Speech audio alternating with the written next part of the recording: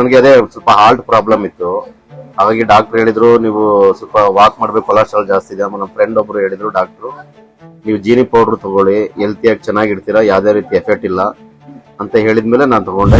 ಖರ್ಚು ಮಾಡಿದ್ರಲ್ಲಿ ಒಂದ್ ಚಿಕ್ಕದೊಂದು ಮನೆ ಕಟ್ಬೋದಾಯ್ತು. 5 ರಿಂದ 10 ಲಕ್ಷ ಖರ್ಚು ಮಾಡಿದ್ದೀನಿ ಬರೀ ಹೆಲ್ತ್ಗೆ. ಬರೀ ಡಾಕ್ಟರ್ಗೆ, ಸ್ಕ್ಯಾನ್, ಅದಕ್ಕೆ ಇದಕ್ಕೆ ಅಂತ ತುಂಬಾ ದುಡ್ಡು ಖರ್ಚು ಮಾಡ್ಬಿಟ್ಟಿದ್ದೀನಿ ಸರ್.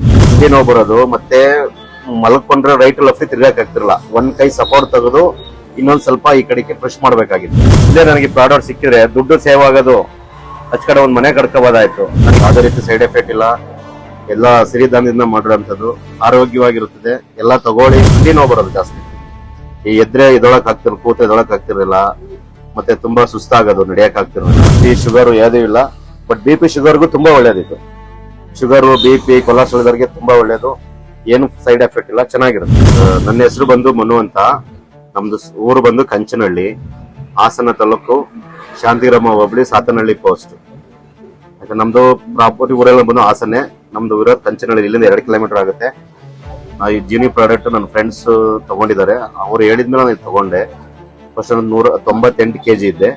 ಇವಾಗ ನಾನು 15 kg ಸಣ್ಣ ಆಗಿದ್ದೀನಿ, ಹೆಲ್ತಿ ಆಗಿದ್ದೀನಿ, ತುಂಬಾ ಚೆನ್ನಾಗಿದೆ. ಬಟ್ ಕೈ ಕಾಲು ನೋವು, ಮಂಡಿ ನೋವು ಏನು ಬರಲ್ಲ.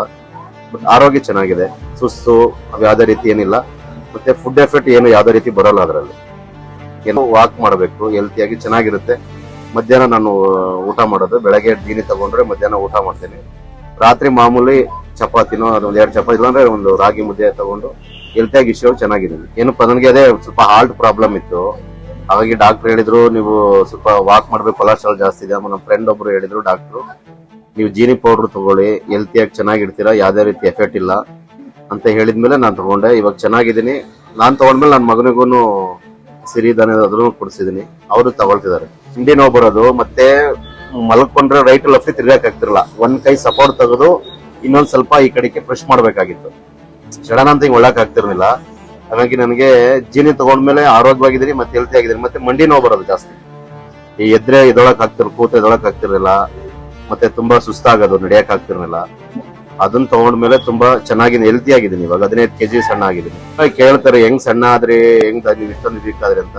ಅದನ್ನೇ ಹೇಳೋದು, ಜೀನಿ ಪೌಡರ್ ತಗೊಳ್ಳಿ, ಚೆನ್ನಾಗಿರುತ್ತೆ, ಯಾವ್ದೇ ರೀತಿ ಎಫೆಕ್ಟ್ ಇಲ್ಲ, ಫುಡ್ ಎಫೆಕ್ಟ್ ಏನ್ ಬರಲ್ಲ, ಆರೋಗ್ಯದ್ವಿ. ಅದೇ 2-3 ಅವರ್ ವಾಕ್ ಮಾಡ್ಬೇಕು ನಾವು ತಗೊಂಡ ತಕ್ಕನಾಗೆ. ಬೆಳಿಗ್ಗೆ ಎದ್ದು ಖಾಲಿ ಹೊಟ್ಟೆಗೆ ತಗೊಂಡು 2-3 ಅವರ್ ವಾಕ್ ಮಾಡ್ಬೇಕು. ಅದಾದ ನಂತರ ಬೇಕಾದ್ರೆ ಅವರು 1-2-3 ಅವರ್ ಬಿಟ್ಟು ಟಿಫನ್ ಏನಾರು ಮಾಡ್ಬೋದು.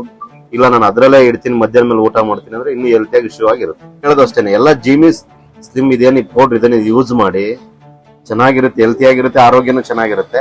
ಬಟ್ ಇದರಿಂದ ಯಾವುದೇ ರೀತಿ ನಿಮ್ಗೆ ಸೈಡ್ ಎಫೆಕ್ಟ್ ಏನೂ ಆಗೋದಿಲ್ಲ. ಏನು ಕಂಪ್ನಿನೇ ಗ್ಯಾರಂಟಿ ಇದೆ.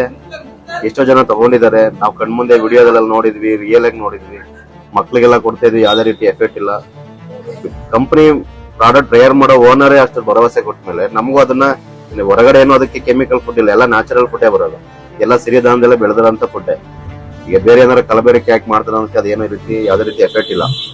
ಬಟ್ ಅದನ್ನ ನಮ್ಮ ಹೆಲ್ತಿಯಾಗಿ ನಾವು ಇಶ್ಯೂ ಮಾಡ್ಕೊಳಕ್ ಚೆನ್ನಾಗಿದೆ. ಬೆಳಗ್ಗೆ ಎದ್ದು ಒಂದು ಪಾವಿನ ಲೋಟ ಬರ್ತದೆ, ಒಂದು ಲೋಟ ನೀರು ತಗೊಂಡು ಅದೊಂದು ಬಟ್ಲೆಗೆ, ಒಂದು ಬೌಲ್ಗೆ ಹಾಕೊಂಡು, ಆ ಬೌಲಲ್ಲಿ ಸ್ವಲ್ಪ ನೀರು ಬಿಸಿ ಮಾಡ್ಕೊಂಡು ಅದನ್ನ ಚೆನ್ನಾಗಿ ಒಂದು ಸ್ಪೂನು, ದೊಡ್ಡ ಸ್ಪೂನ್, 1 ಸ್ಪೂನ್ ಹಾಕೊಂಡು ಅದು ಚೆನ್ನಾಗಿ ಕುದಿಸ್ಕೊಂಡು 1-2 ನಿಮಿಷ ಆರಿದ್ಮೇಲೆ ಅದಕ್ಕೆ ನಮ್ಗೆ ಇಷ್ಟವಾದ ಒಂದ್ ಸ್ವಲ್ಪ ಬೆಲ್ಲದ ಪಾಂಕನೋ ಏನೋ ಹಾಕೊಂಡು ಕುಡಿದ್ರೆ, ನಂತರ ಸಣ್ಣ ಆಗ್ಬೇಕು ಅಂದ್ರೆ ಖಂಡಿತವಾಗ್ಲೂ ಎಲ್ಲರೂ ಜೀನಿ ಪ್ರಾಡಕ್ಟ್ ಯೂಸ್ ಮಾಡಿ, ಹೆಲ್ತಿಯಾಗಿರಿ, ಆರೋಗ್ಯವಾಗಿರಿ ಅನ್ನೋದೇ ಕೇಳ್ಕೊತೀನಿ.